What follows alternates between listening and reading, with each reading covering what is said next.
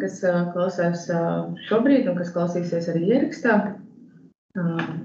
Mēs esam pieslēgušies, šis būs otrais seminārs no semināra cikla BIM un ilgspējīga būvniecība, kuru organizē Valsts nekustamie īpašumi, Ekonomikas ministrijas BIM ceļkartes ietvaros un arī sadarbībā ar Latvijas valsts standartu. Un tad šīs dienas tēma ir BIM izmantošana praktiskie aspekti.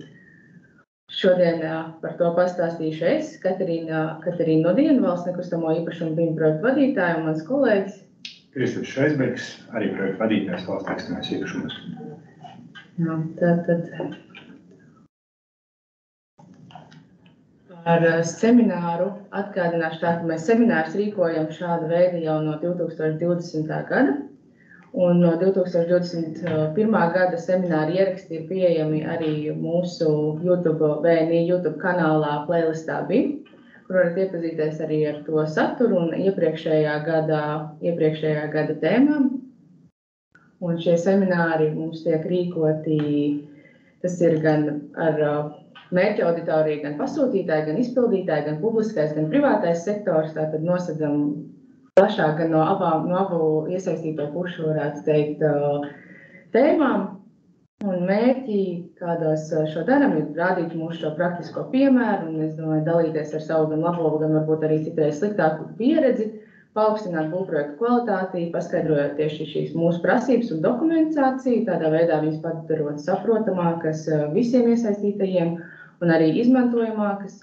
Informēt par ieguvumiem gan no pasūtītāja, gan izpildītāja puses, kā jau teicu. Un šie semināri būtu arī tāds kā simuls šiem jaunajiem BIM projektiem un vispār BIM turpināšanai un ieviešanai publiskajā sektorā. Un šodien, tad, kā jau minēju, ir otrais seminārs no šī cikla. Pagājušajā nedēļā apskatījām tēmas par tēmu, kā sākt pielietot BIM. Arī šis ieraksts jau būs pieejams mūsu YouTube kanālā. Ja nepaspējāt pievienoties, varat noskatīties ierakstu. Šodien parunāsim par BIM izmantošanas praktiskajiem aspektiem. Un trešais seminārs BIM kā ilgspējīgas būvniecības sastāvdaļa. Un par programmu šodien, tātad pirmajā daļā apskatīsim BIM tieši visa projekta dzīves ciklā, sākot ar plānošanu un projektēšanu, būvdarbiem un eksploatācijas laikā. Otrā daļa par prasībām paraugu modeļiem un prasībām BIM īstenošanas plānam un prasības vizuālās uzskates materiāliem. Pagājušajā nedēļā mēs apskatījāmies tātad BIM ieguvumus, BIM prasību satura tieši dokumentācijai, šo saturu un kā ar viņu strādāt. Un dažs no tematiem, kā uzsākt BIM projektu, kā piemēram izveidot šo darba uzdevumu un kā izveidot iepirkumu nolikumu. Un nākamnedēļ piekdien ir paredzēts trešais seminārs BIM kā ilgspējīgas būvniecības sastāvdaļa, kas ir vispār jauns temats, jo šogad esam izdevuši savus ilgspējas prasības nekustamo īpašumu projektu īstenošanai, kas ir VNI izstrādāts dokuments. Tātad parunāsim par šo dokumentu, kā mēs viņu pielāgojam projektos un kāda ir vispārējā VNI pieeja ilgspējībai un to īstenošanai nekustamā īpašuma attīstībā. Šodien tad seminārs ir plānots aptuveni līdz 3 stundām, noteikti neilgāk. Pa vidu paņemsim arī pauzīti. Un, lai varētu orientēties vairāk saturā, kur atrodamies un par ko runājam, tad pirmā daļa tātad ir vairāk par šo BIM plānošanas, projektēšanas, būvdarbu un eksploatācijas laikā. Domāju, ka pēc šīs daļas arī tad paņemsim to pauzīti. Tad apskatīsim prasības paraugu modeļiem. Prasības paraugu modeļiem šogad mums ir izdotas jaunā versija. Tad iziesim detalizētāk cauri dokumentam, kas tieši dokumentā ir prasīts, kas ir sagaidāms no abām projektā iesaistītajām pusēm. Paskatīsimies prasības BIM īstenošanas plānam gan pirms kontrakta, gan pēc kontrakta. Un tipiskās kļūdas, kuras esam konstatējuši šajā iepirkuma laikā šos dokumentus aizpildot, un tad mazā sadaļa prasības vizuālās uzskaites materiāliem. Labi, tad vēl par organizatoriskiem jautājumiem, tad semināra beigās ir plānota šī atbilžu jautājumu sesija, kur varēsiet uzdot savus jautājumus. Tad, principā, domāju, divi varianti. Ja jums rodas kāds jautājums uzreiz, tad rakstiet droši iekšā čatā, atbildēsim beigās. Vai, ja gribat, tad varat arī semināra beigās droši ieslēgt mikrofonu un uzdot mums šos jautājumus. Vēl mums bija šī iespēja uzdot jautājumu, jo aizpildot pieteikumu anketu. Uz lielu daļu jautājumiem mēs atbildējām jau pirmajā seminārā, bet varbūt, ja kādam neizdevās pieslēgties pirmajā seminārā un gribat dzirdēt atbildus to savu uzdoto jautājumu, tad droši varat ierakstīt viņu vēlreiz čatā, un mēs atbildēsim arī uz jūsu jautājumu pēc tam. Un tā, tad es domāju, ka dotu vārdu savam kolēģim, un tad turpinam.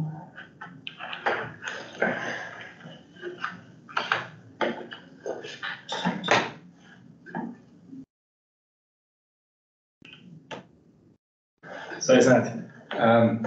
Jā, tad man daļa būs vairāk parunāt par tieši praktiskiem aspektiem, praktiskiem aspektiem un, teiksim tā, iegūmiem izmantojot BIM modeļus un plūsmu.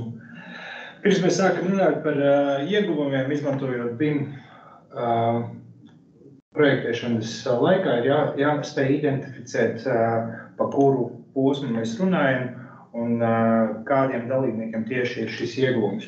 Ja mēs varam identificēt tieši idejas izstrādi, konceptuālā posmu, tieši projekta attīstības posmu, mēs varam arī izdalīt projektēšanas posmu, būvniecības posmu un apsaimniekošanas posmu.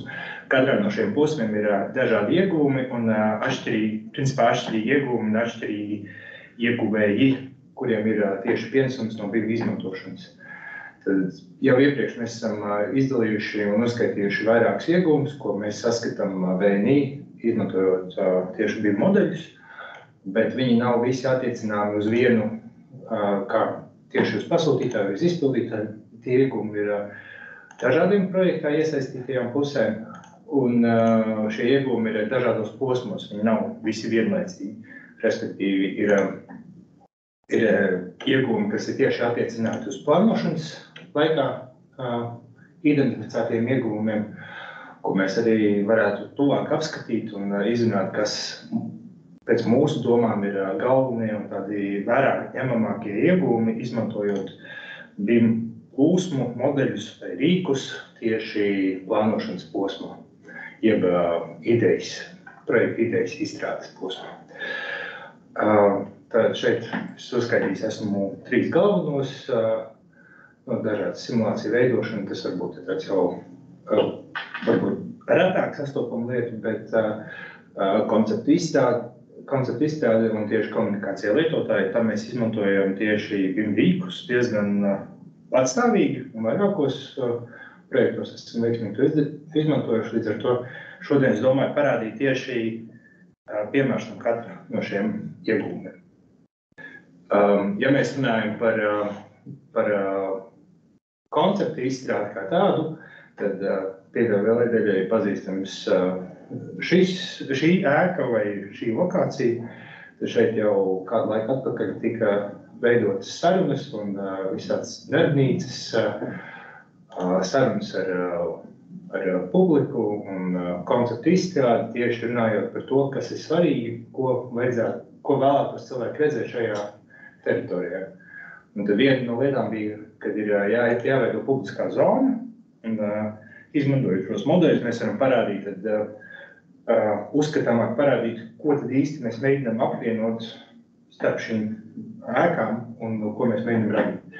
Respektīvi šajā bildē mēs redzam, kad mēs gribam dabūt publisko telpu, mums vajag nodrošināt cilvēku plūsmu starp šīm ēkām, jo pagaidām viņi ir tādi ļoti nedabiska un principā neeksistējoša. Un tad no lietotāju puses, jeb telpu lietotāju puses, viņi gribētu paplašināt savu ēku.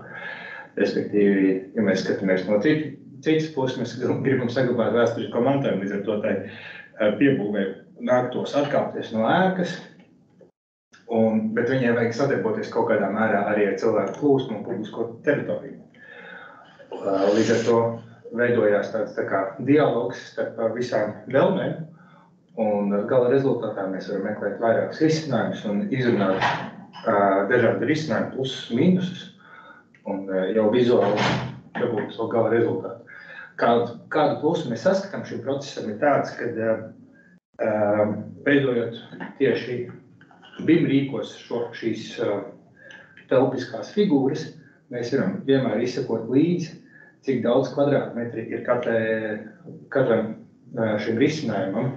Līdz ar to tas ir tāds jau informētāks lēmums par to, kad mēs neatkāpjamies gan no lietotāju vēlmēm saņemt savus kvadrātmetrus, bet arī respektējam apkārtējo iedzīvotāju vēlmes iegūt publisko telpu. Kā vēl vienu tieši pielietojumu BIM rīkiem mēs redzam, ka diezgan bieži apsēžoties pie galda ar lietotāju inventarizācijas lietas, mēs izskicējam, kā viņi redz savu telpu pielāgošanu savām vajadzībām, jeb iekārtošanu tieši biroju vajadzībām. Un tad diezgan bieži mums top tāda, principā, skice uz inventarizācijas plāna, ko diezgan bieži no mūsu arhitektas puses mēs saņemam viņu šādā formātā, kad ir sarakstīts apmēram lietotāja vēlmes, bet viņus vajag digitalizēt, lai pārliecinātos par to, ka tas viss ir izbūvējums. Līdz ar to mēs veidojam, protams, šos plānus, kur jau mēs varam saņemt precīzi apjomus, cik daudz sienas, kvadrātmetrus un kubikmetrus mēs nojauksim. Līdz ar to mēs saprotam, cik apjomīgi būs būvdarbi. Lai gan tie ir kā mazi būvdarbi, viņi tomēr ir kaut ko jāsaprot tās budžeta robežas. Un vēl ko var uzsvērt šeit, ir tas, ka mēs, protams, redzam, ka mēs varam izveidot vizualizācijas, un ka tās vizualizācijas ir īstenībā diezgan tuvu arī reālai situācijai, kādas izskatās šīs biroja telpas tieši pēc izbūves. Līdz ar to komunikācija ar klientu un lietotāju ir diezgan veiksmīgi tajā ziņā, kad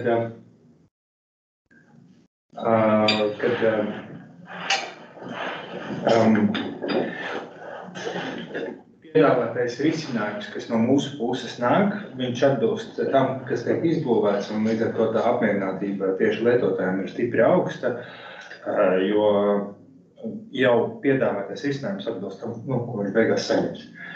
Vēl plus ir tāds, ka mēs varam izveidot īsus un ātrus video rullīšus, kur tieši parādam, kāds šīs telpas varētu izskatīties, un tas dod arī tādu lielāku priekšstatu par risinājumiem un telpu iekārtojumu. Kā viens no punktiem, ko jau no sākuma mēģināju uzsvērt, ir tas, ka kādēļ tieši šīs skices mēs neveidojam vienkārši 2D programmatūrā, vai kāpēc mums ir svarīgi izmantot tieši BIM rīkus, ir tas, ka mēs varam nolasīt kā nepieciešamo mēbeļu sarakstu, iegūt uzreiz apjomus, kas ir nepieciešams kā izbūvēt, tā arī demontēt. Un tas palīdz mums ātrāk noteikt jau tieši aptuvenās izmaksas, kāda būs šo telpu pielāgošanai. Šeit, protams, ir vēl iespēja veidot vēl vienu ailu klāt, ja mums būtu provizoriskas izmaksas, piemēram, tam pašam mēbelē, ja mēs zinām, ka viens krāsas mums izmaksās 300 eiro, mēs reiz varam sareizināt tos 300 eiro ar 12 krāsām, un tādā veidā dabūt jau automatizēt to, ka mēs redzam, vai mēs iekļaujamies budžetā vai neiekļaujamies, vai mums kaut kas ir jāsamazina vai jāplāno. Lai izstrādātu kvalitatīvu tieši to konceptu ideju, nereti mēs izmantojam lazerskanerus un tieši 3D punktu mākoņu izveidi, lai iegūtu kvalitatīvus datus, un tādā veidā arī tā koncepta ideja atbilst patiesībai, atbilst reālai situācijai. Iepriekš es runāju, ka šīs skices, koncepta idejas tiek izstrādāts uz inventarizācijas lietas vai arī uz 2D materiāliem, kas mums ir pieejami. Mēs īpaši neejam tieši uzskanēt vai arī novērot esošo situāciju, lai dabūtu precīzākus, tos izreiz datus. Tad ir situācijas, kur mēs identificējam, ka ir nepieciešams arī uzskanēt, un ka tas neaizņem tik daudz laiku, lai mēs iegūtu jau kvalitatīvākus izreiz datus, un tad, respektīvi, iegūt arī šo punktu mākoni. Ja mēs salīdzinām pret inventarizācijas lietu, mēs redzam diezgan bieži lielas nobīdes un atšķirības. Un tādā veidā mūsu tā koncepta izstrāde varētu būt arī tāda mazliet neprecīzāka. Šeit mēs varam redzēt tieši mūsu aparātu, ko mēs izmantojam jau 2 gadus tieši savu īpašumu uzskanēšanā, lai noteikti arī būvniecības laikā, cik tālu un kā ir izbūvēti šie darbi.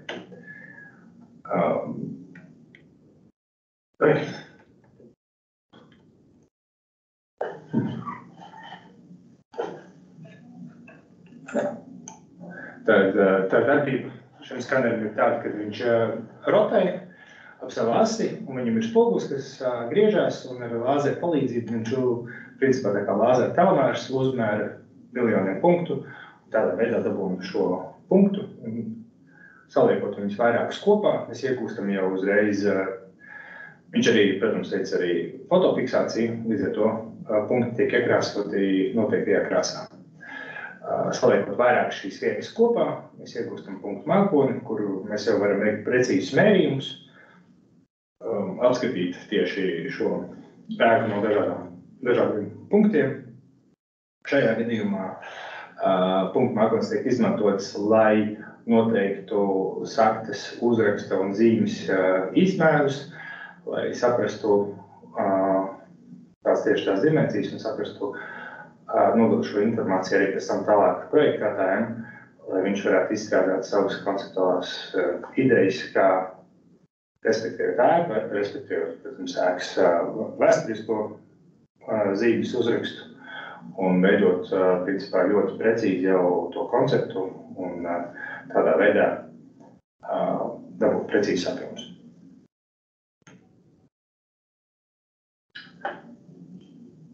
Tā. Ja nemaldos, paskatīties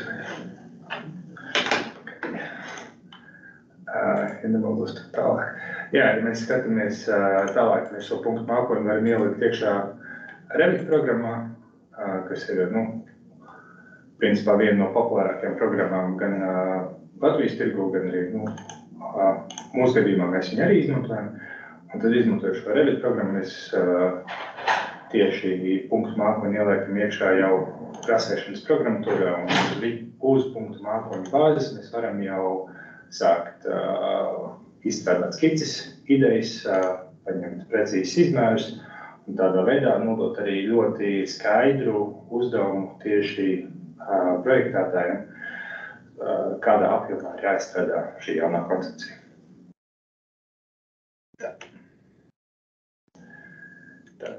Pirms projektēšanas laikā atkal mēs redzam konkrētus šos iegūmus.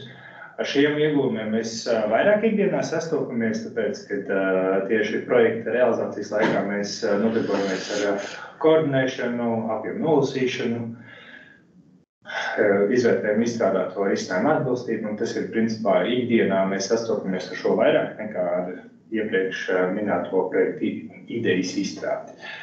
Tādā ziņā šeit tas noteikti ir biežāk arī redzēts un uzsvērts, kā galvenais bija iegūms. Tad šajā gadījumā mēs redzam atkal punktu mākoni, kā kvalitatīvs izējas datus, ko projektētājs ir izmantojis ēkas izstrādē, ēkas modeļu izstrādē.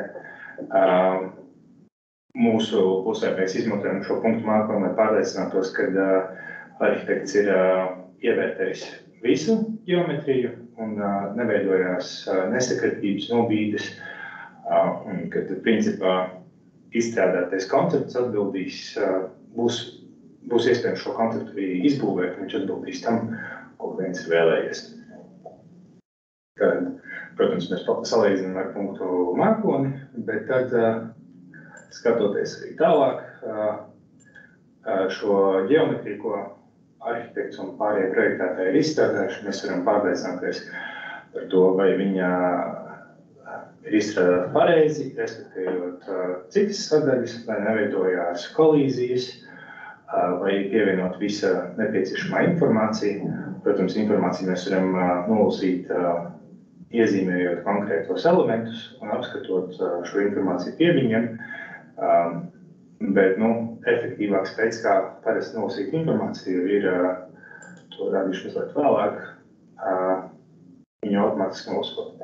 Šajā gadījumā strādā arī automātiskās pārbaudes, kuras mēs veicam, un pēc tam arī analizējam, cik viņas ir būtiskas vai mazāk būtiskas, kur programma jau palīdz mums noteikt vietas, kur veidojās sadursmes starp dažādām disciplīnām vai arī vienas disciplīnas ietvaros.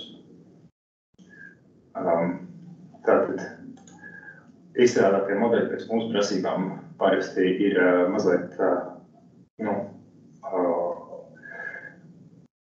dažādāki, respektīvi šeit ir, mēs prasam arī informāciju pievienot klāt elementiem, bet ne tikai informācija ir kaut kas ir varbūt tā netipiskāk no parastās ikdienas prakses projektēšanā, bet arī tas, kad ir nepieciešams tās informācijas dažādība, kas nosaka to, ka ir, piemēram, ir jāmodelē atsevišķi apdares, lai pievienošu informāciju pie apdarēm. Šajā gadījumā, kā iepriekš minēju, ir iespējams nolasīt šo informāciju automātiski. Tad nolasot automātiski pievienoto informāciju, mēs varam ātri atlasīt vietas, kur šī informācija nav pietiekamā apjomā, vai arī, ja viņi uzrādās nepietiekamā apjomā, mēs varam saprast, kāpēc. Citreiz elementi sadalīti, kā šajā gadījumā ir durvju rāmis, nevis durvis, un tad saprotams, ka pie durvju rāmi mēs neesam prasījuši informāciju pievienot, līdz ar to tas ir pieļaujams. Jāatzīmē, ka arī mēs komunicējam šīs problēmietas ar projektētāju caur BCF formātu, līdz ar to programmatūra mums sniedz iespēju veidot tieši šo komunikāciju jau formātā, kas palīdz un ļauj projektētājiem apskatīt šīs problēmvietas viņa programmatūrā, nemeklējot konkrētās vietas, kur ir šīs problēmas.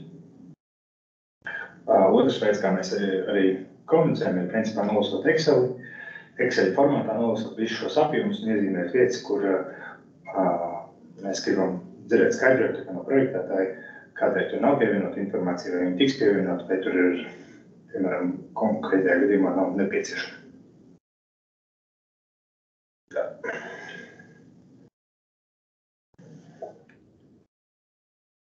Šis bija.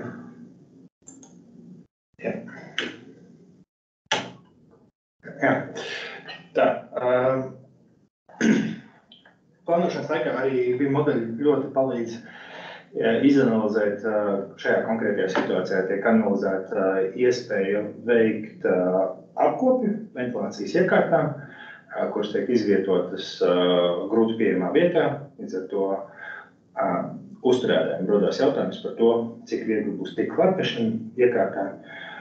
Šeit, izmantojot BIM modeli, principā mēs parādām to, kā var nokļūt otrajā stāvā, kad uzturētājiem būs jākāpj, apsaimniekotājiem būs jākāpj cauri ogam, jākāpj augšā pa trepēm, pāri jumtam, vai viņš ir mazā slīpumā, bet tas ir jumts un slīpums. Tad kāpjot lejā pa trepēm, viņš nonāk tikai pie tās iekārtas. Līdz ar to tas ir tāds garš ceļš, un savā ziņā ir arī augstums no zemes, kas ar ko ir jārēķinās jau projekta izstrādes laikā, kad kā tiks šīs iekārtas apsaimniekotas un uzturētas. Tad no mūsu pieredzes mēs arī prasam, lai BIM modeļi tiek izmantoti vizuālo materiālu sagatavošanā tieši no projektētāja puses komunikācijā ar lietotāju par risinājumiem. Tad šeit mēs varam redzēt, ka ir izstrādāts diezgan augstas kvalitātes vizualizācijas un tiek piedāvāt risinājumi, kā iekārtot telpas un pārnāvi kā aktualitāte, tā arī dažādi risinājumi, kas būtu labāk un piedāvāt tieši telpu lietotājiem, klientam, izvēlēties un tā uzskatāmāk, viņam saprotamāk saprast, kā tas atšķirsies.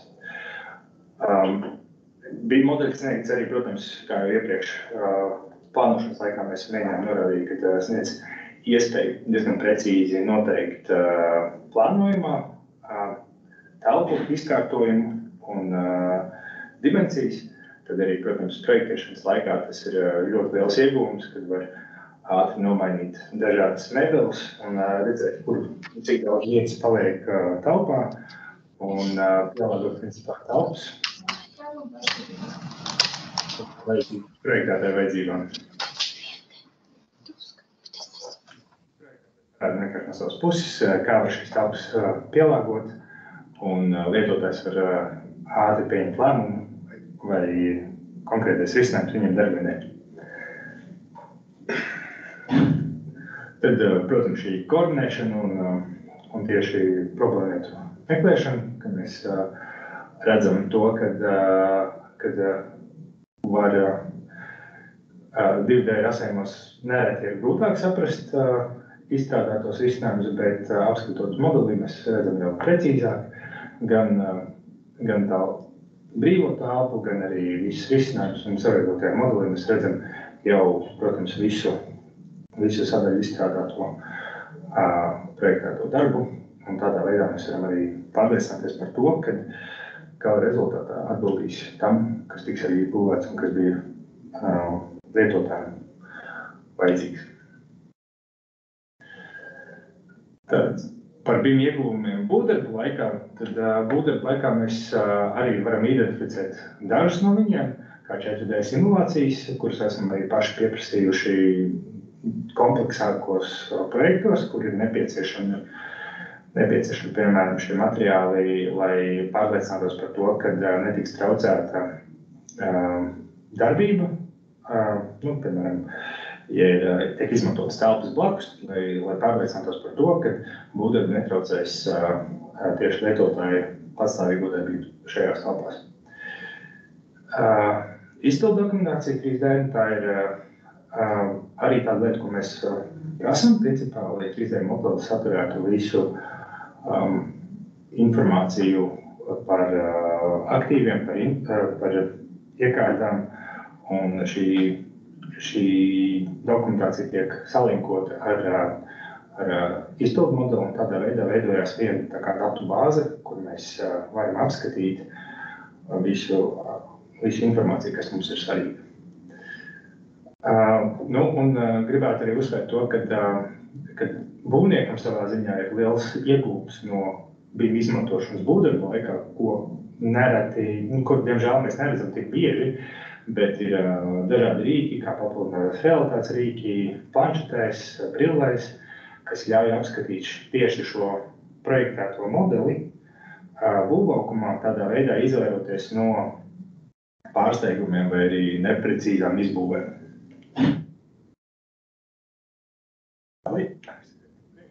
Tad, ja mēs skatāmies uz tieši šīm 4D simulācijām, tad šajā gadījumā vienā robežpunktā mēs esam prasījuši šo 4D simulāciju, lai redzētu pirmkārt konstatētu laika grafiku, saprastu, kādā secībā darbi tiek izbūvēti, otrkārt arī saprastu to, cik ilgu laiku tas aizņems un cik ļoti tiks traucēta vai tieši netraucēta šī robežpunkta darbība. Tādā situācijā, principā, 4D simulācija palīdz. Šeit es vēlētos arī uzsvērt, ka šajā gadījumā būtu arī noderīgi prasīt pie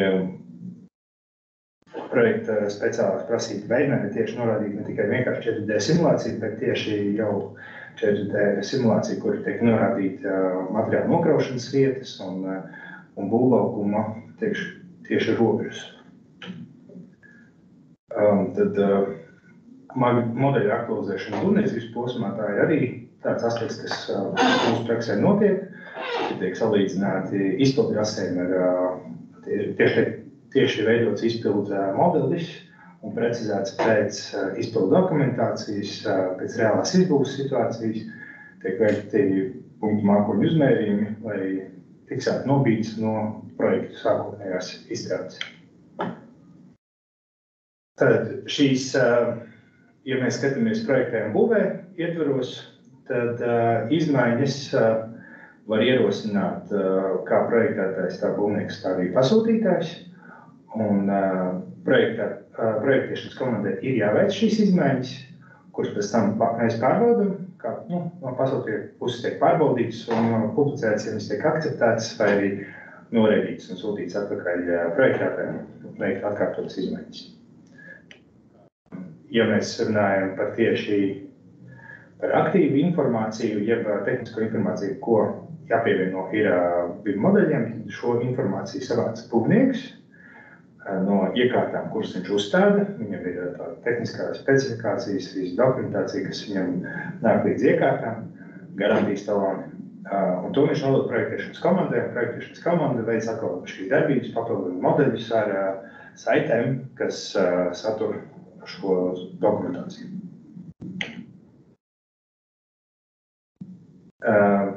Atšķirībā no iepriekš minētā projektiem būvē, projekts iepirkums būvdarbi, tad šīs izmaiņas iniciētas, protams, par būvnieks, bet par ierosinātajām izmaiņām no būvnieka puses atbildību uzņemās pasūtītājs. Viņš izvērtē šīs izmaiņas un vai viņas ir akceptējamas vai nē.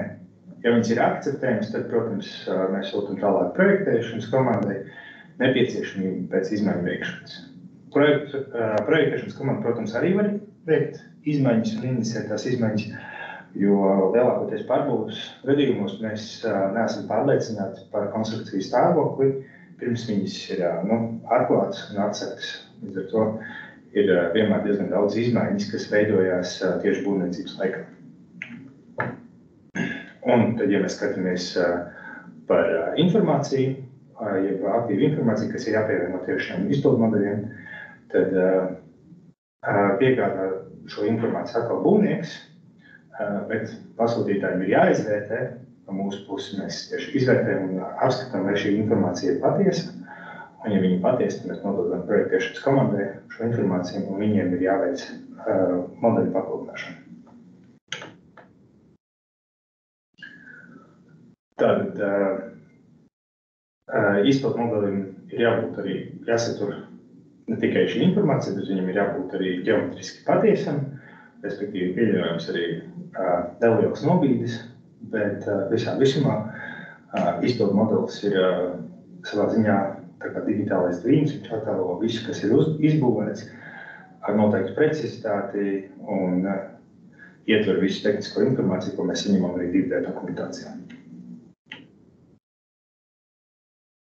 Tad no šī izpildu modeļa mēs jau tālāk varam veidot aktīvu informācijas modeli, kas palīdz mums izmantot visu salasīto informāciju tieši ēkas apsaimniekošanā, visu savākto informāciju, tad mēs varam pārlikt no vienas uz otru programmatūru, kas ļauj tieši apsaimniekošanas nolūkos pārvaldīt informāciju, savākt, grupēt viņu, ka viens no iemesliem, kāpēc mēs prasām aktīvu informācijas numurus, ir, lai varētu pārliecināties par to, kur un kā aktīvi atrodas, kādā stāvoklī viņi ir, kad viņi ir jāmaina un kad viņiem veicās garantijas termiņš. Tad arī būvniecības laikā no savas puses mēs veicam skanēšanu, bet arī būvniekam principā ir, lai izvērtot šo aktīvu modeli, ja izpildu modeli no sākuma, ir nepieciešams veikt skanēšanas darbus. Līdz ar to, lai izveidotu precīzi informāciju, kas ir ne vairāk kā 5 cm nobīdes no izbūvētiem risinājumiem, viņam ir nepieciešams veids, kā viņš tieši dokumentē to, kas ir izbūvēts un kurā punktā. No mūsu puses tad mēs esam arī šo procesu veikuši, un kolēģi šobrīd arī strādā pie saucamā aktīva informācijas modeļa izveides, dokumentēt visu to, kas tiek izbūvēts, kādās precīzās lokācijās. Vēl nesen kolēģis gāja tieši skanēt šajā pašā objektā izbūvētos komunikāciju tīklus grīdā pirms betona ieklāšanas.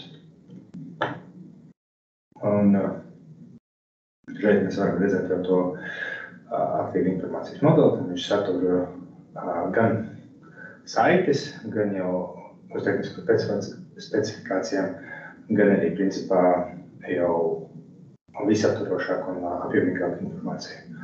Mēs varam, protams, arī salīdzināt viņu tās izmaiņas pret iepriekšējo modeli, kas ļauj saprast, vai ir papildināts šis modelis ar informāciju, vai viņš ir papildināts Tad, respektīvi, izmantojot programmatūru, mēs redzam, vai ģeometriju mainīt, vai papildināt informāciju pie šīs ģeometrijas, un tādā veidā veidojot tādu, katru reizi neizskatot visu modeli, bet izskatot tikai adekvāti, attiecīgās pozīcijas.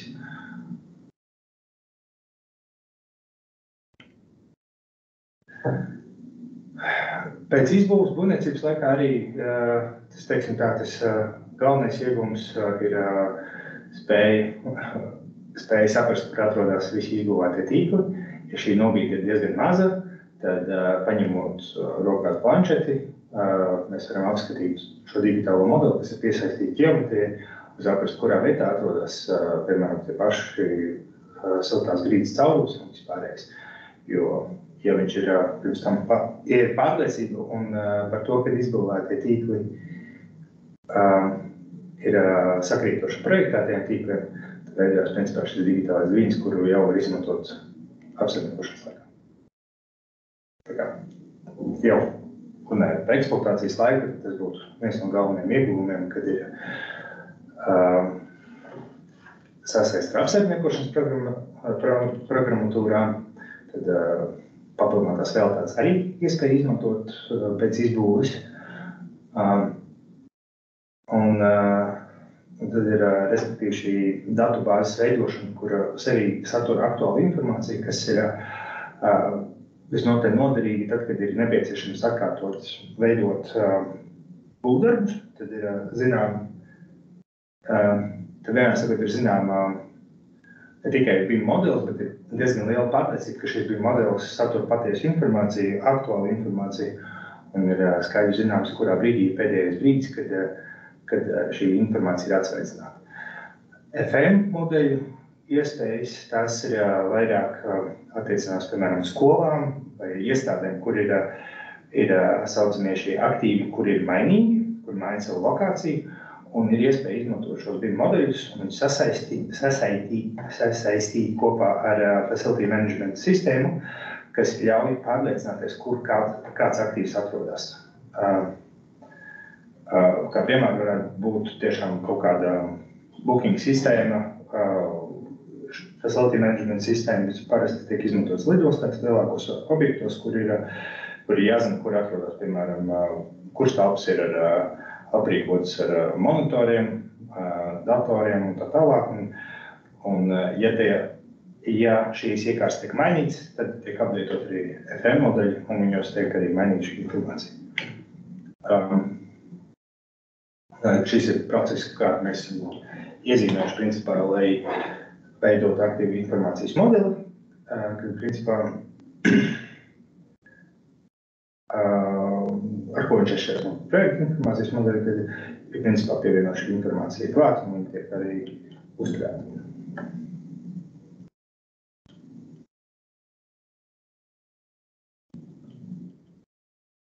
Tātad, ja mēs skatāmies uz to,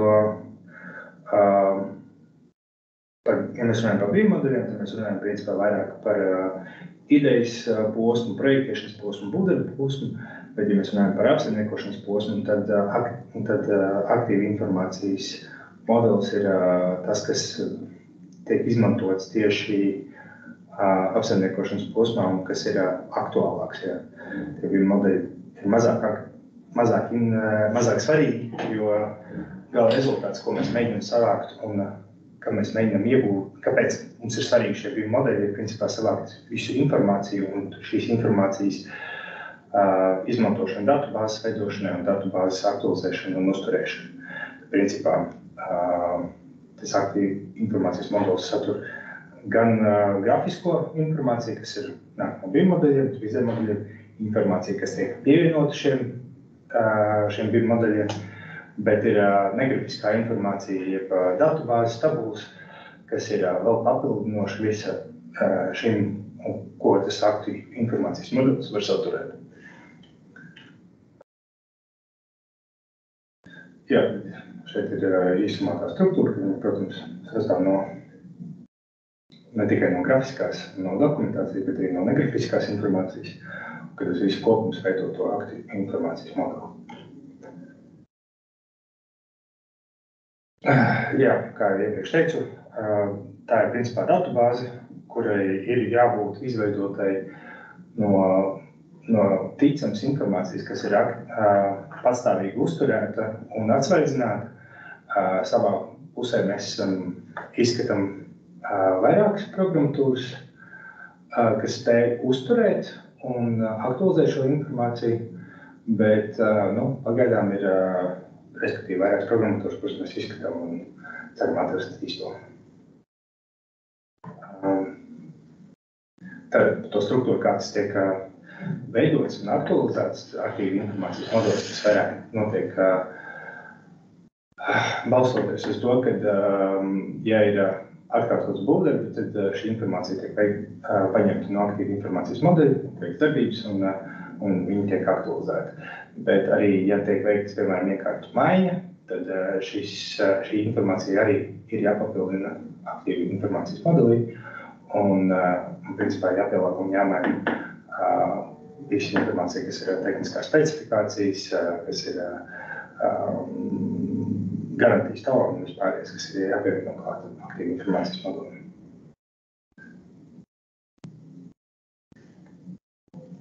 Tā, tieši tālāk.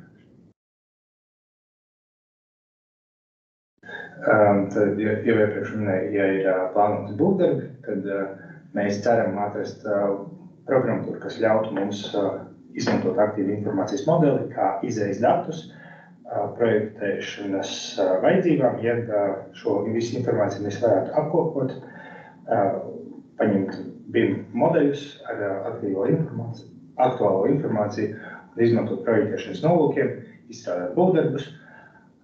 Pēc būvdarbu veikšanas atkal veidot savietoto modeli, kā aktīvu informācijas modeli, un to aktualizēt tieši, lai izmantotu, atkārtotu, teiksim tā, aktīvi to šo.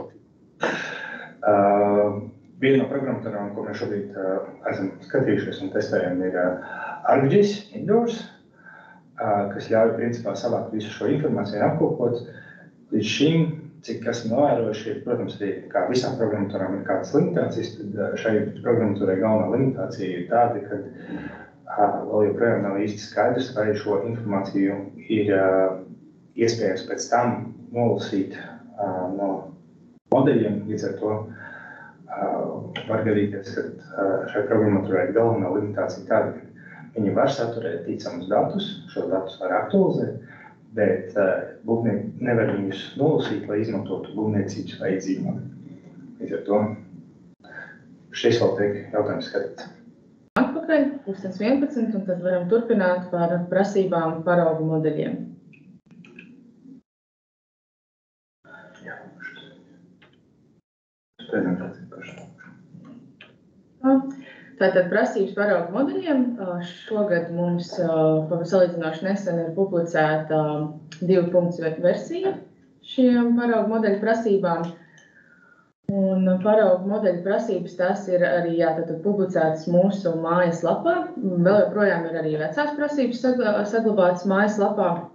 Un svarīgi tad atcerēties, ja izmantojam jaunās šīs prasības paraugu modeļiem, tad ir jāizmanto arī atjaunotā veida tieši vērtēšanas kritērijiem un nejaukt viņas abas kopā.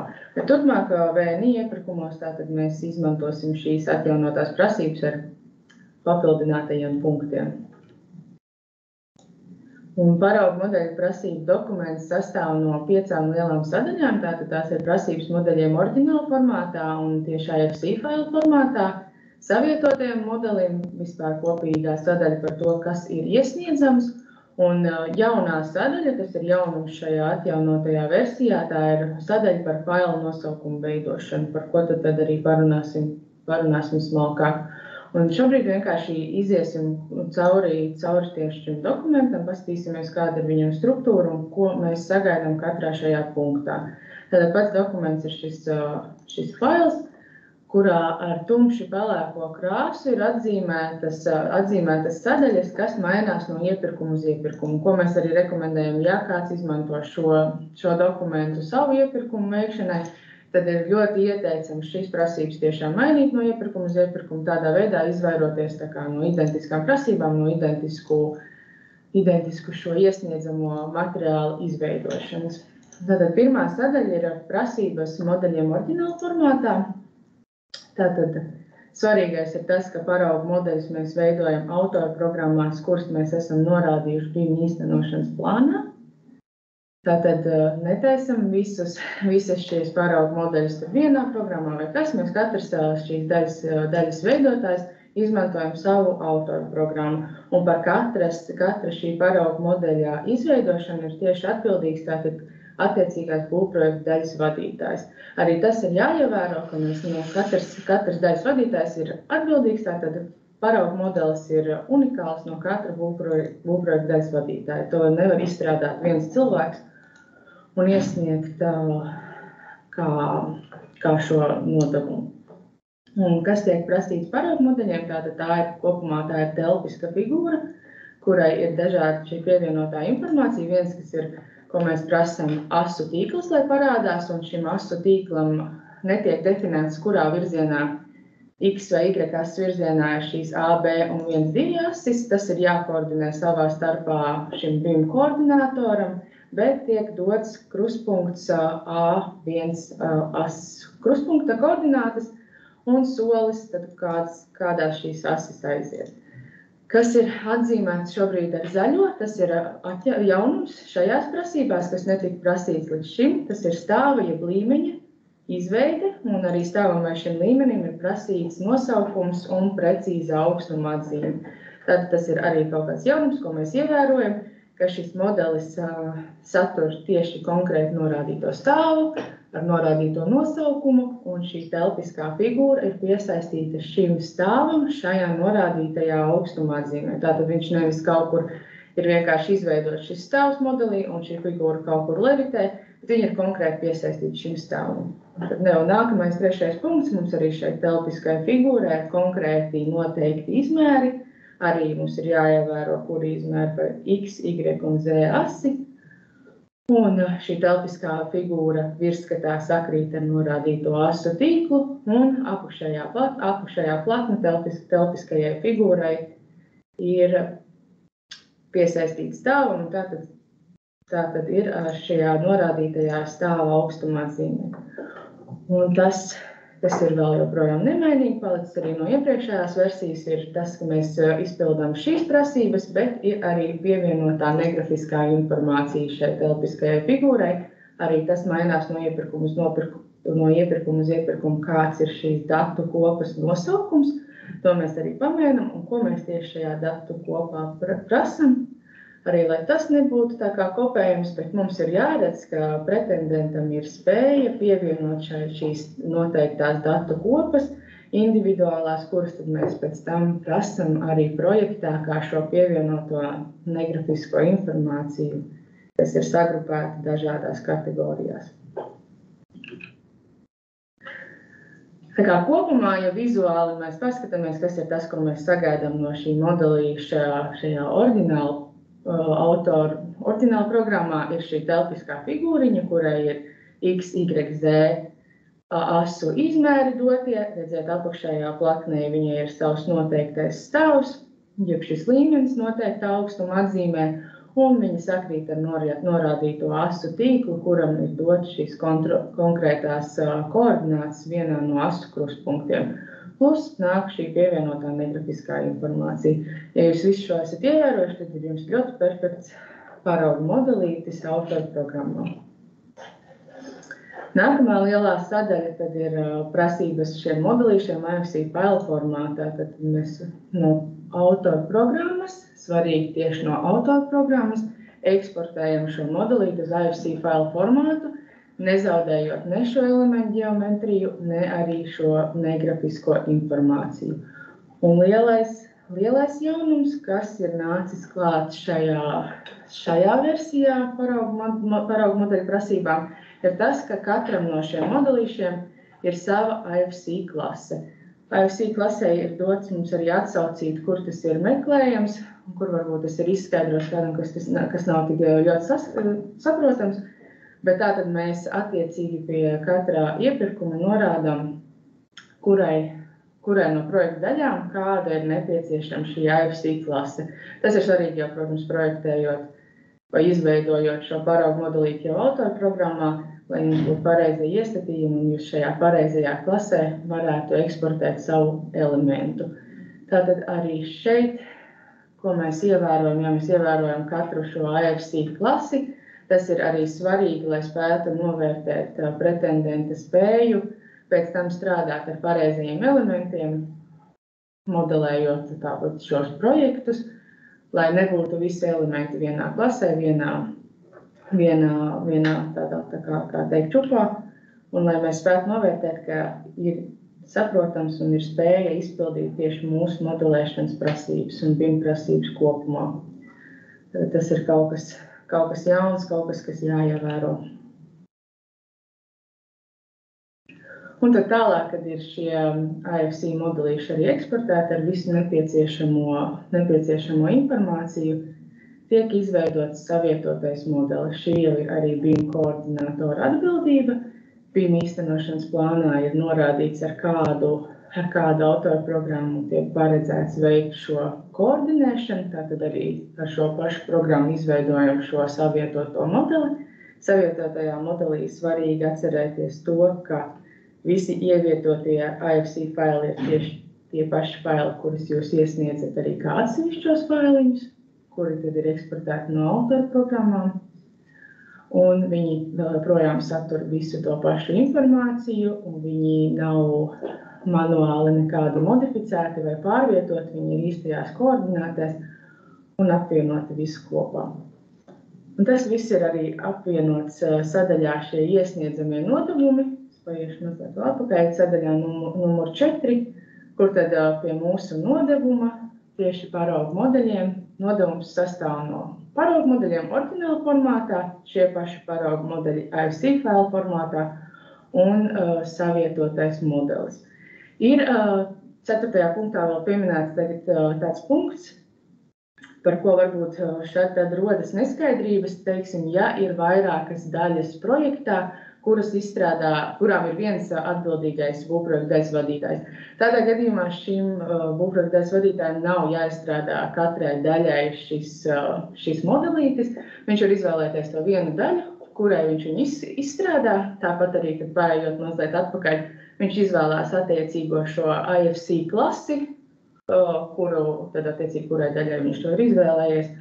Un nav nepieciešams katrai daļai to darīt un atkārtot, un īpaši nav vajadzība kopēt šos modelīšus, jo tas neko nedod, tad vienkārši šis būvprojekta daļas vadītājs jau ar vienu šī modelīšu izstrādi apliecina savas spējas. Kas kopumā arī vizuāli paskatoties tāpat kā uz šo paraugu modelītu oriģināla formātā, tas šis nodevums sastāv mums no šiem apaļajiem bumbulīšiem, kas mums ir attiecīgo daļu paraugu modeļu oriģināla formātā, kas izeksportējas uz IFC failu formātu un visi apvienojas šajā vienā savietotajā modelītī. Un tālāk jau 5. sadaļa, tas ir arī viens no jaunumiem, visa jauna sadaļa šajās prasībās failu nosaukumu veidošana. Failu nosaukumu veidošana ir tiešā veidā punkts no mūsu BIM prasībām failu nosaukumu veidošana, kur tas jau viss ir aprakstīts. Tātad BIM prasībās ir jau dota formula, kā mēs veidojam šos failu nosaukumus, un tas, ko mēs darām šajā iepirkuma dokumentā, mēs nosakam 3 kategorijām jau dodam to, kas jums jāizmanto, kas ir projekta kods, ēkas daļa vai zona un stāvs vai līmenis, un tad pārējais no šīm nosaukuma komponentēm ir jāizpild pašiem pretendentiem. Un šeit varam paskatīties to formulu, kā tas veidojās. Tātad šis ir viss garais failu nosaukums. Varam redzēt piemēru augšā ar krāsiņām, un apakšā kvadrāti iekavās ir tā izskaidrojums, kas ir katrs no šiem numuriņiem domāts. BIM prasībās katrs šīs iekaviņas ir izskaidrotas vēl smalkāk un ir izskaidrots arī, kā mēs numurējam, kas ar ko ir saprotams. Tāpat arī, teiksim, faila tips, varbūt tie ir 3D modeļi, 2D rasējumi vai dokumenti, tad katram jau ir noteikti šis kodiņš, kā mēs to saucam. Un tā tad redz, kur skatoties failu nosaukumā piemēru, ar pelēko krāsu ir tas, ko piegādājam mēs, un ar zaļo krāsu ir tas, kas ir jāizpilda pretendentam. Tā tad ir jāsaprot, no kuras būvprojekta sadaļas šis nāk, kāds ir faila tips, tad tas būs šis 3D modelis, vai tie ir 2D rasējumi, vai kas cits. Šajā gadījumā, kad mēs runājam par paraugu modeļu prasībām, tad tas būs N3, jo tie ir 3D modelīši, informācijas saturs, un galējais ir numurs, kas ir numerācija, bet jā, kā jūs minēju, šis viss ir aprakstīts smalkāk arī tieši BIM prasībās par katru šo, kā mēs numurējam, kā mēs veidojam, kas ir sagaidīts katrā sadaļā. Kas ir svarīgi atcerēties šos nosaukums veidojot, BIM prasībās šajā garajā faila nosaukumu formulā, ja tā to varētu nosaukt, vai versijā, pēdējā kvadrāta iekaba ir nosaukums. Ir svarīgi, ka pretendents izlasa un saprot līdz galam, ka šī sadaļiņa ir domāta tikai 2D dokumentācijai, tātad šiem paraugu modeļiem un iepirkumā failiem, ko jūs iesniedzat, tas nav nepieciešams. Arī pēc tam strādājot, tas nav nepieciešams, bet attiecībā, ja mēs tagad runājam tieši par paraugu modeļu failu nosaukumu veidošanu, tad šis nav nepieciešams vispār aizpildīt. Un tālāk paskatīsimies kopā ar šo dokumentu, iet arī paraugu modeļu vērtēšanas kritēriji. Arī tie ir atjaunoti, attiecīgi pēc šīm prasībām. Un ar šo es arī pastāstīšu, kā notiek tieši punktu skaitīšana, jo tās arī mēs esam sapratuši, ka varbūt nav tik viegli saprotams. Un ir mazliet klupšanas akmens, bet arī tad šeit mēs skatāmies, mēs vācam tādus kā šos punktu komplektus, un tad punkti tiek izvirzīti. Tad pastāv iespējas, ka pretendents var savākt vai 30, 25, 20, 10 punktus, vai attiecīgi netiek izpildīts nekas, tad tā būtu 0. Punktu attiecību arī var mainīt, protams, attiecīgi, ja tas jums iepirkumā ir vajadzīgs vai kā, bet maksimālie punkti, tad 30 punkti tiek savākti, tiek izpildīta visa vertikālā ailīte. Es varbūt paskriešu, pirms mēs ejam detalizētāk cauri uz priekšu. Tātad punktus mēs vācam šādā virzienā. Ja tiek savākta visa šī vertikālā ailīte, tad tiek savākta 30 punkti. Attiecīgi, ja kāds no šiem punktiņiem šajā vertikālajā ailītē netiek izpildīts, tad jau nākamais mēs skatāmies 25, vai tur kas trūkst, vai nē. Un attiecīgi tādā veidā uz priekšu, jo varbūt mazliet mulsinoši gribas skatīties horizontālā virzienā šos punktiņus un vākt tā kā katram šim kritērijam punktus, bet nē, mēs skatāmies tā kā punktu komplektus, kas ir vertikālā virzienā. Un, ja spēju atpakaļ, tad pieņemsim, varam redzēt, ka arī mūsu jaunajai sadaļai, kas ir 5. sadaļa faila nosaukuma veidošana, tad, piemēram, tā ir sadaļa, kas ir jāizpild, lai iegūtu maksimālos punktus. Tātad, ja jūs iesniegsiet failus ar nepareiziem failu nosaukumiem, tad vairs maksimālo punktu skaitu nav iespējams iegūt. Tad jā, es mazliet paiešu atpakaļ, paskatīsimies vēl struktūru šim dokumentam. Tad arī pirmā sadaļa, viņi principā seko arī pašu paraugu modeļu prasības. Uzbūves struktūrai ir vispārīgās prasības par failu formātu, tad vai tiek modeļi iesniegti gan autorprogrammās, gan IFC failu formātos, tad arī par to, vai tiek izmantots attiecīgās autorprogrammas šo modelīšu izveidējot, arī tas mēdz būt klupšanas akmens iepirkumos. Tad tālāk otrā sadaļa jau ir tieši par IFC faila formāta modelīšiem un vai viņi satur visu prasīto grafisko un negrafisko informāciju. Tad tas ir tas, ko mēs apskatījām par asīm, par figūras izmēriem, jaunais punkts par šī stāva jeb līmeņa izveidi un to, vai telpiskā figūra ir piesaistīta šim stāvam, un negrafiskā informācija ar attiecīgi pievienoto datu kopu. Trešā sadaļa ir par korekto modeļu daudzumu. Tur var redzēt, ka viens punktiņš pirmspēdējā ailītē atšķirās, viņam izvietojums.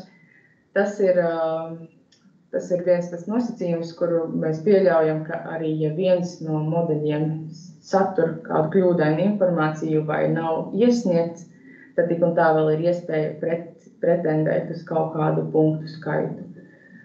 4. sadaļa par savietoto modeli, kur attiecīgi visam arī ir jābūt izpildītam, lai varētu pretendēt uz kādu punktu skaitu, un 5. sadaļa par failu nosaukumu veidošanu, ko jau mēs apskatījām, tātad šī ir jaunā sadaļa, un tieši tikai izpildot šos noteikumus var pretendēt uz maksimālo punktu skaitu. Apakšā šobrīd arī dokumentam ir pievienota šī punktu skaitīšanas sistēma, lai varbūt vēl atvieglot viņu saprast. Bet jā, tad tas, ko atceramies, ka punktu skaitam vertikālā virzienā, tas ir viens punktu komplekts.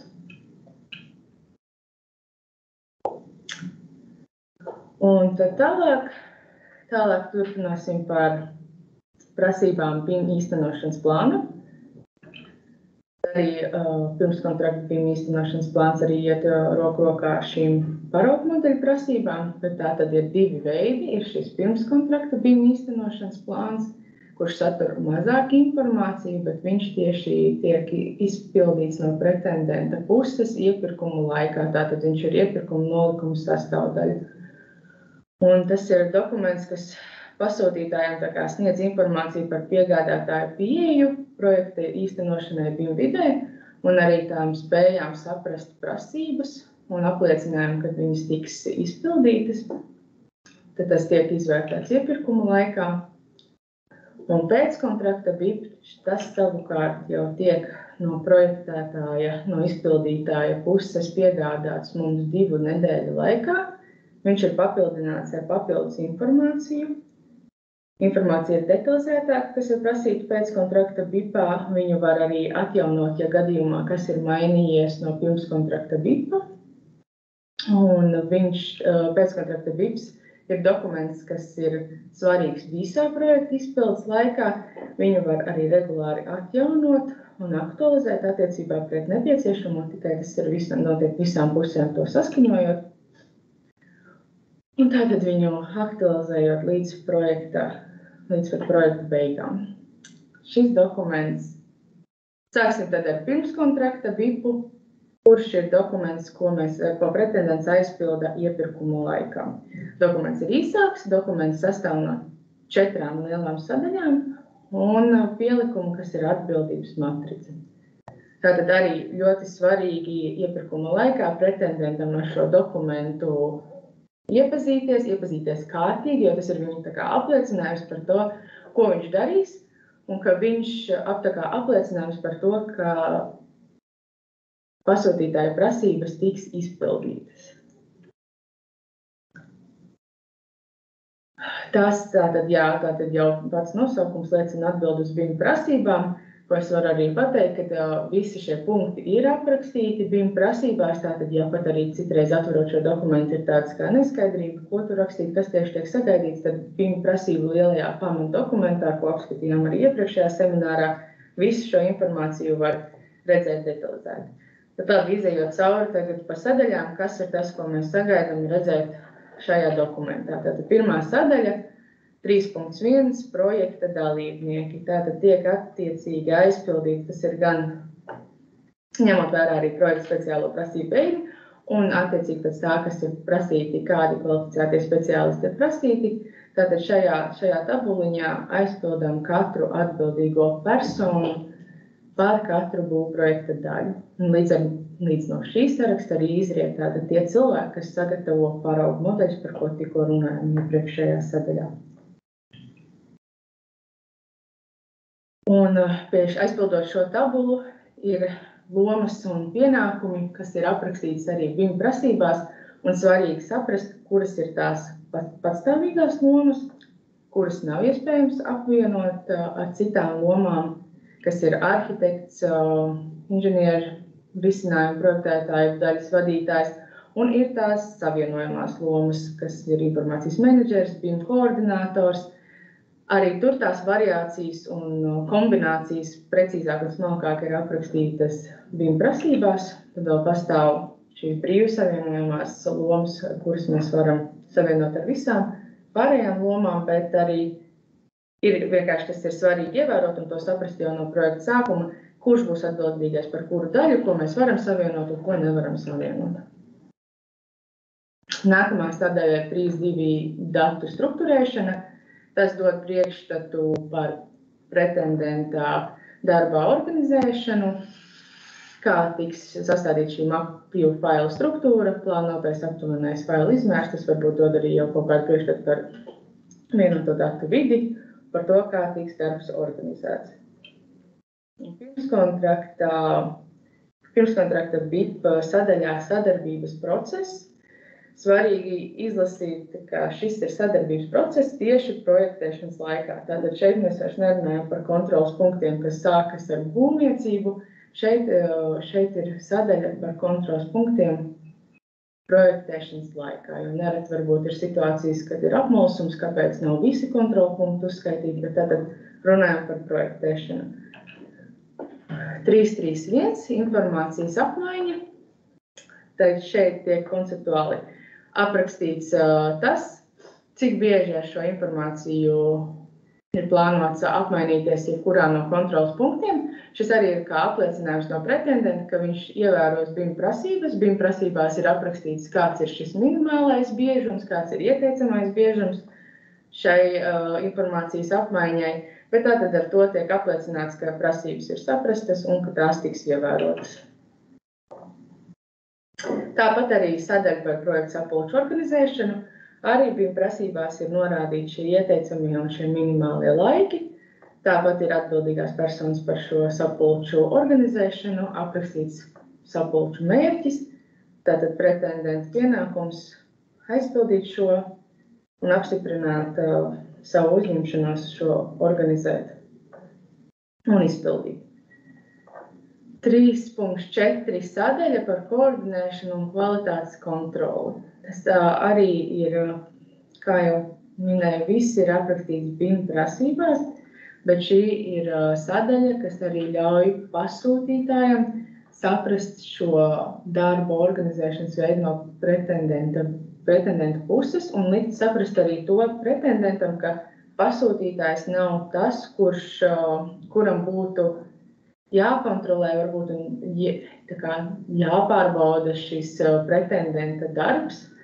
Mēs jau sagaidām kvalitatīvu produktu, un tāpēc ir prasīts no pretendenta jau šīs, kvalitātes kontrole, tāpat arī koordinēšana, sadursmi pārbaudes, kur kvalitātes kontrolē ietilpst mūsu noteiktie kontroles veidi, kas ir pašpārbaudes, kuras veids katras daļas attiecīgai daļas vadītāja. Tā ir daļas vadītāja atbildība, jau notiek šīs pašpārbaudes iekšēji. Katra būvprojekta daļas ietveros ir vizuālās pārbaudes, sadursmi pārbaudes un pēc tam modeļu datus integritātes pārbaudes, kas ir BIM koordinātoru jau atbildība, bet tas viss jau notiek piegādātāja pusē, lai tiktu iesniegts pēc iespējas kvalitatīvāks gala produkts. Un koordinēšana sadursmi pārbaužu plānošana, šī arī ir sadaļa, kas sasaucās ar paraugu modeļu prasībām. Tātad šeit tiek aprakstīts tieši šis koordinēšanas process. Kā tas viss tiks veikts, šis programmu nodrošinājums, kurā pēc tam tiek arī paraugu modeļojumi iesniegts attiecīgi savietotais modelis ar šeit norādīto programmu nodrošinājumu. Un tas, ko mēs arī tagad prasām, šīs ir tās sadursmju atskaites un koordinēšanas sapulču protokoli, kad sadursmju atskaites tiek izveidotas jau pirms koordinēšanas sapulces, kas ir BIM koordinātora atbildība viņas ievietot, un pēc koordinēšanas sapulcēm tiek nodrošināts koordinēšanas sapulču protokols, kurā tad mēs redzam, kādas kļūdas tika apskatītas, kāds ir viņām noteiktā varbūt prioritāte, kura cilvēka atbildība ir viņu labot un līdz kādam datumam. Un līdz ar to arī šai sadaļai nāk klāt sadursmju matrica, kas ir jāizveido. Sadursmju matrica, tas ir tāds dokuments, kas nosaka prioritāro sadalījumu starp visām būvprojekta daļām. Tātad, kad mēs veicam šo koordinēšanu, sadursmju atrisināšanu, dokuments nosaka, kura sadaļa pret kuru ir prioritārā, kādā veidā mēs veicam šīs pārbaudes, un ja ir kaut kāda kļūda, tad kurš vairāk pielāgojas kuram, vai kuram ir lielāka prioritāte attiecībā pret labošanu. Un tā, 3.6 sadaļa programmu nodrošinājums, arī pirmskontrakta BIPS roku rokā ar paraugu modeļiem, un pēc tam, protams, ar projektu. Šī ir sadaļa, kurā tiek no pretendenta puses norādīts šīs programmatūras un tās versijas, ar kurām tiks strādāts, un informācijas apmaiņas failu formāts. Kas ir pie pēdējās ailītes, varbūt svarīgāk ievērot vai saprast, nav nepieciešams norādīt visus formātus, ko varbūt programma spēja eksportēt autorprogramma. Tāpēc mums arī BIM prasībās, šis ir izvilkums no BIM prasībām, ir aprakstīts tieši, ko mēs sagaidām. Tad galvenokārt mēs sagaidām šo IFC failu formātu un autorprogrammas oriģinālu formātu. Nav jāuzskaita, ka programma var eksportēt visus iespējamos failu veidus. Un tāpat pirmskontrakta BIPā, kas tad vēl ir iepirkuma ietvaros, nāk klāt šis pielikums atbildības matrica.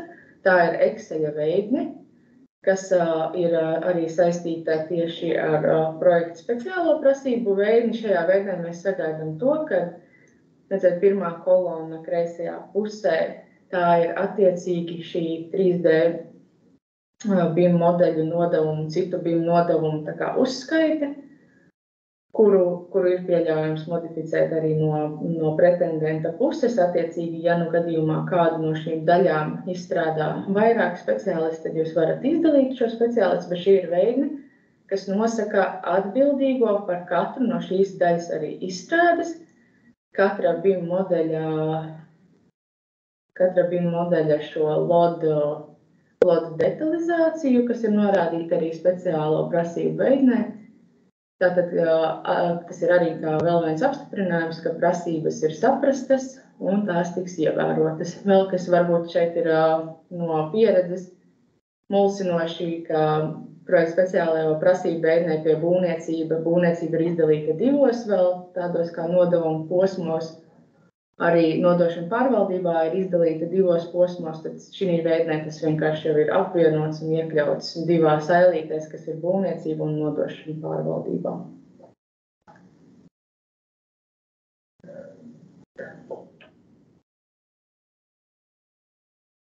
Un kopā ar šo dokumentu tad iepirkuma nolikumā nāk arī BIP pirmskontrakta BIM īstenošanas plāna vērtēšanas kritērija. Un tātad, kā jau tur rakstīts, pretendents tiek izslēgts no turpmākās dalības iepirkuma procedūrā, jā, un tad ir šis saraksts, ko jūs varat izdarīt nepareizi un tikt izslēgts. Un tātad, pirmkārt, visiem šiem dokumentiem vispār ir jābūt iesniegtiem, tāpat arī šim pielikumam, to ir nedrīkst aizmirst pievienot pielikumu. Visām sadaļām ir jābūt aizpildītām korekti, konceptuāli arī ar pareizo informāciju, bet viss šim dokumentam lielais palīgs ir šīs BIM prasības, BIM prasību pamatdokuments, jo tiešām katrs punkts ir arī tur aprakstīts. Un tad, ja jūs nesat ievērojuši kādu no mūsu minimālajām prasībām, kas attiec uz termiņiem vai detalizāciju, ja kaut kur ir kaut kas norādīts zemāks vai nav norādīts, tad arī tas var būt par iemeslu, ka pretendents tiek izslēgts.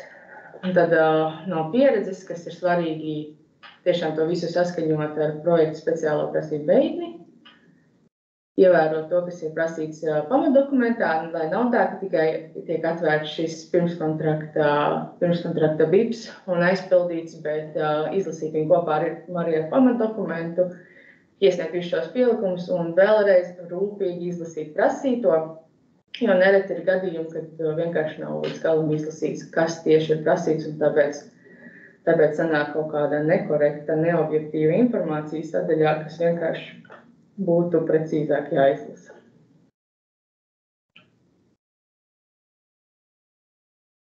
Un tad mēs turpinām tālāk par pēckontrakta BIPu, kas ir arī ļoti svarīgs dokuments. Tātad šis dokuments parādās tad, kad ir izvēlēts attiecīgais pretendents, ir noslēgts līgums, un šis dokuments ir jāiesniedz pretendentam, jāiesniedz 2 nedēļu laikā, un 2 nedēļu laikā tad pasūtītājs ir viņu, un kamēr viņu saskaņo, vai, ja ir nepieciešams vēl veikt kādas izmaiņas, tad tam ir jāierēķina arī konkrēts laiks, kamēr no pasūtītāja puses tiek viņš saskaņots.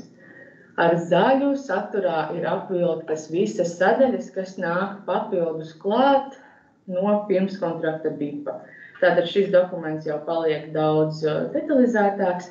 Viņā arī varam aktualizēt kādu informāciju, ja no pirmskontrakta BIPA ir radušās kādas izmaiņas, un viņš ir jāuztver kā palīgs visām principā iesaistītajām pusēm, tāpat arī šim piegādātājiem, jo šis ir dokuments, kas apraksta principā visu šo vidi, kādā BIM vidi, kā projekts tiks īstenots, un jo detalizētāk un precīzāk viņš tiek aprakstīts un ievērots, jo mazāk vispār pārpratumu rodas procesā tiešām arī visām iesaistītajām pusēm. Un tātad arī šo dokumentu mēs aktualizējam visā projekta gaitā, jo ir skaidrs, ka var rasties arī kaut kādas izmaiņas, gan tāpat termiņos vai kaut kādā darbības procesā, bet, ja dokuments tiek aktualizēts, tad viņš spēkā stājās tikai tad, kad visas iesaistītās puses viņu ir apstiprinājuši un parakstījušas. Un tad var redzēt, ka visām jaunajām sadaļām varbūt neiesim cauri, iziesim cauri svarīgākajām sadaļām, bet kas mums parādās klāt ir kontrols punktu un izpildes termiņi. Tad tur jau ir sīkāks apraksts par to, kad katrs no paredzētajiem kontrolas punktiem tiks izpildīts, kad viņš ir paredzēts iesniegt un kad saskaņot līdz kādam datumam. Varbūt tādas kā specifiskās daļas tieši par projektēšanu, kas ir ēkas sadalīšana zonās, blokos vai apjomos, ja ir nepieciešama vēl tāda informācija. Tāpat kvalitātes kontrolas procesi, vienotās datu vides atbildīgie speciālisti, tad informācija arī par vienoto datu vidi, negrafiskās informācijas pievienošana, failu nosaukumu veidošana, koordināts materiāla apjoma saraksts un izmaiņu veikšana būvdarbu laikā. Viena no sadaļām, tātad paskatāmies, kas ir klāt.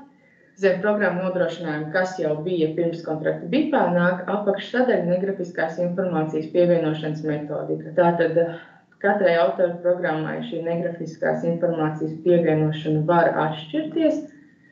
Arī jebkurš BIM speciālists varbūt nestrādā ar visām autoru programmām, un ir svarīgi tas, ka pēc šī nodevuma nodošanas, kad jūs piegādājat kad pretendents piegādā gan oriģinālu formātus, gan šos IC formātus, lai pēc tam būtu iespējams kaut ko viņos labot.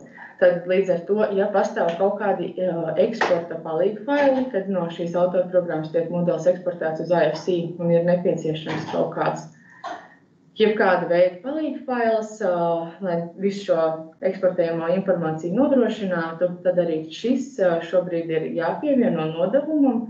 Tāpat arī ir jāapraksta viss šis process, kā šī informācijas pievienošana, negrafiskās informācijas pievienošana notiek, un tā arī eksportēšanas process jāapraksta. Vēl viena sadaļa, kas nāk kopā ar pielikumiem nodevumam, ir materiāla apjoma saraksts.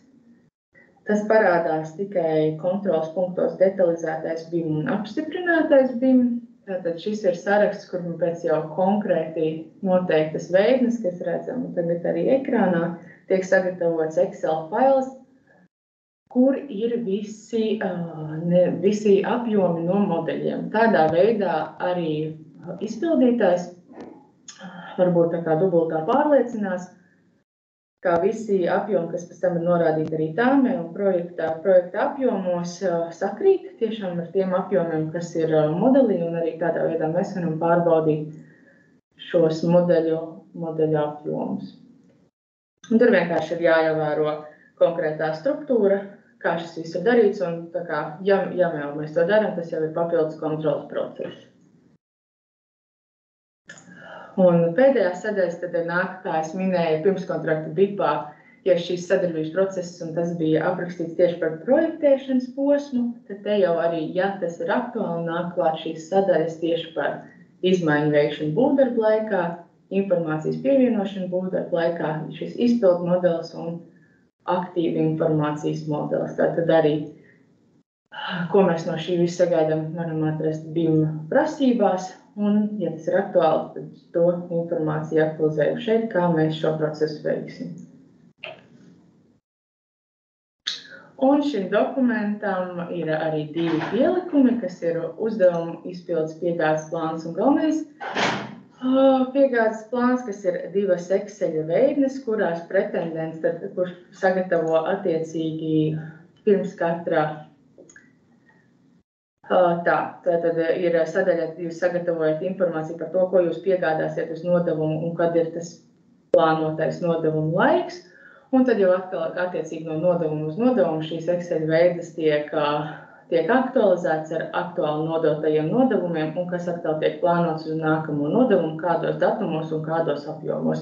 Kāda tas tiek uzturēts kā tāds reģistrs ar šo failu apjomu, kas mums tiek piegādāts. Tāpat ar visiem mēs redzam failu nosaukumus, autorus, atbildīgos un kā vieglāk orientēties visā šajā failu apjomā. No pieredzes par iepriekš rīkotajiem varbūt iepirkumiem un visu šo procesu, kas ir tipiskās kļūdas paraugu modeļos un pirms kontrakta BIM īstenošanas plānos.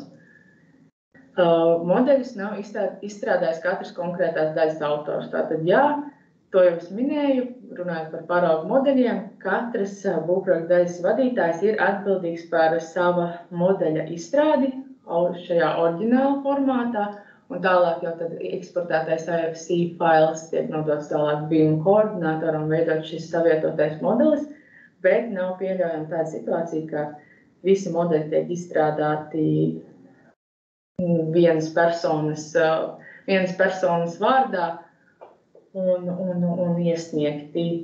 Mēs to varam konstatēt, tāpēc ir svarīgi, ka katrs spēj nodemonstrēt šīs savas prasmes, to darīt attiecīgi, kā tas ir prasīts.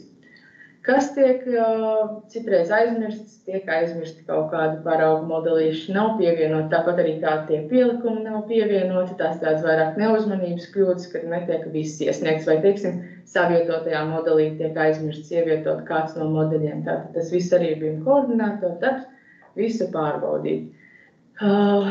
Vai paraugu modeļi nesatur vai satur kļūdainu negrafisko informāciju? Arī lasīt, tas tāpat ir punkts kārtīgi divreiz varbūt izlasīt šīs prasības, lai pievienotā informācija, tāpat kā grafiskā, tā negrafiskā, būtu korekta. Vai arī, teiksim, ja esat piedalieties iepirkumā atkal un atkal, tad tomēr nevis vienkārši ņemt vecos dokumentus, bet paskatīties, vai mūsu formas nav atjaunotas, kurās līdz ar to ir kaut kas pamainījies. Vai, kā es teicu, ļoti vēlams šo paraugu modeļu parametrus mainīt no iepirkuma uz iepirkumu, kas arī var citreiz būt kā kļūda, ka ir vienkārši kaut kāda senākā, vecāka iepirkuma pēkšņi prasības izmantotas, nepaskatoties to, ka ir tomēr pievienot atjaunot dokumenti. Vēl svarīgi ievērot šīs pirms kontrakta BIM īstenošanas plānā norādītās programmatūra attiecībā uz paraugu modeļiem, jo tas arī tiek vērtēts, vai šie paraugu modeļi ir izstrādāti attiecīgajā programmā, vai viņi AFC formātā ir eksportēti no šīs īstās programmas, jo tas arī ir kā apliecinājums, ka šī programmatūra ir pieejama, ka viņi jau spēj izmantot un ka viņi jau spēj izdarīt visas šīs attiecīgās mūsu prasības. Un nekorekti norādītu modeļu oriģinālu formātu pirms kontrakta BIM īstenošanas plānā, tur arī ir šeit tad kaut kādas neskaidrības, tāpēc uzsver to, ka BIM prasībās ir tieši aprakstīts, kas tiek sagaidīts no tās ailītes, kurā ir jānorāda formāti. Tātad vienkārši tas ir programmas pārzināšanas jautājums, kas tad ir šis oriģināla formāts un ko jūs mums tieši plānojat iesniegt.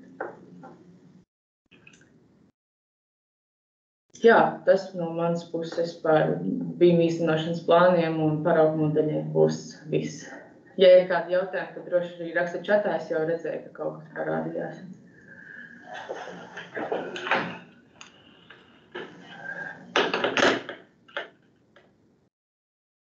Īsi izstāstot par vizuālās uzskaites materiāliem, mums bija prasībās šobrīd ir mazs papildinājums tieši par nodomu, kas attiecās uz virtuālās realitātes nodomu un arī uz vizuālajiem materiāliem, kas ir mazliet izvērstāk aprakstīti tieši BIM prasībās, kā papildus nodokumi. Līdz ar to no sākuma vēlētos iezīmēt, ka, ja mēs runājam par vizuālajiem materiāliem, tad mēs skatāmies gan uz vizualizācijām, kas veidotas, tā sauktās bildes vai video klipiņi, kas ir veidoti, izmantojot BIM modeļus, izstrādāt viņus, viņiem pieliekot pareizus materiālus un tādā veidā veidojot šīs vizualizācijas. Tā arī mēs izdalām atsevišķi tieši paplašinātās realitātes, virtuālās realitātes kā nodevumu, kur tiek jau pieprasīti konkrēti nodevumi.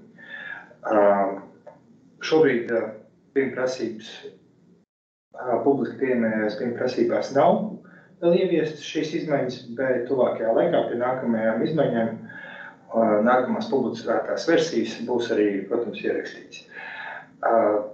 Ja mēs skatāmies uz to, kā tiek izvirzīts, pieprasīts šis nodevums, tad projekta speciālā prasība veidnē ir iespējams atzīmēt ar punktu konkrēto vietu, kad ir nepieciešams vizualizācijas vai arī virtuālās realitātes modelis, un kurā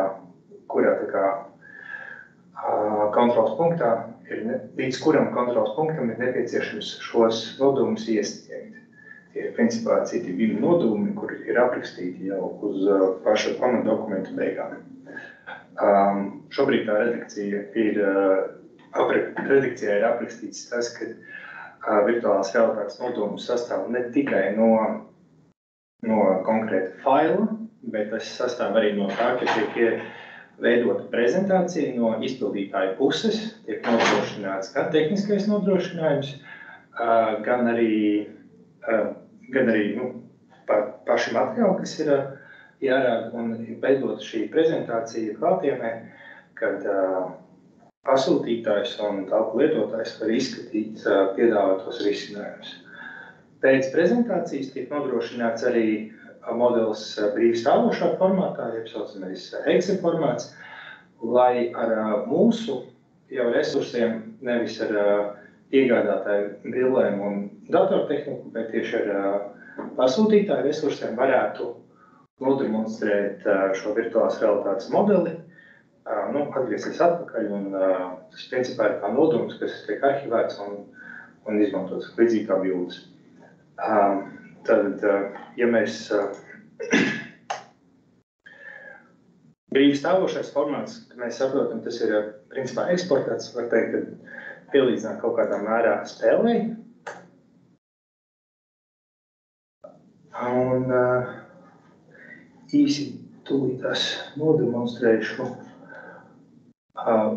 Mēs paši izmantojam programmatūru, kas saucās Twinmotion, veidojot šo virtuālās realitātes stūris, bet ir dažādas programmatūras, kas ļauj tieši līdzīgus materiālus izstrādāt un iesniegt. Mūsu gadījumā lielākais pienesums, ko mēs saskatām tieši šī virtuālajām turnēm, ir tāds, ka šī programmatūra tieši mums atļauj veidot arī viņus online apskatāmus, respektīvi, kā šeit veidojās no web platformas, ir iespējams apskatīt jau iepriekš rādīto modeli. Viņu ir iespējams sagrot, izgrozīt, kur ir nepieciešams. Tāpat ir iespējams apskatīt dažādas skatus, kurus jau ir projektētājs noteicis. Tāpat ir iespējams arī mainīt diennakts laiku, tādā veidā mēģinot nosimulēt un saprast, vai izvēlēties risinājums atbilst tam, ko mēs esam iecerējuši. Ja šis modelis tiek eksportēts brīvstāvošajā formātā, tad pieslēdzot datoram, pietiekami jaudīgam datoram virtuālās realitātes brilles, ir iespējams arī šo modeli izstaigāt un apskatīt, izmantojot brilles. Šeit jāuzsver, kad prasības, kuras mēs esam izvirzījuši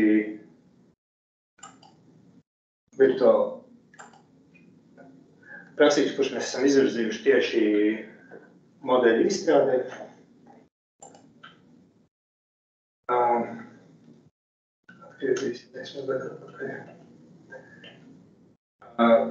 ir vairāk vai mazāk universāls, respektīvi tas nosaka, ka samērā jaunas brilles, kuras ir pieslēdzamas pie datora, atbildīs šiem parametriem.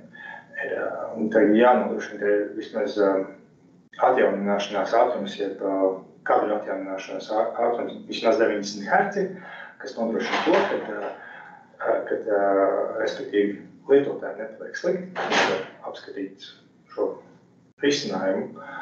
Un izšķirstēji ir arī, principā, šie pikseli un divi ekrāni norādīti, kad ar tādu domu, kad, lai tā izšķirstēja pietiekami augsta, lai rastos tas ticamības moments tieši apskatot šo modeli.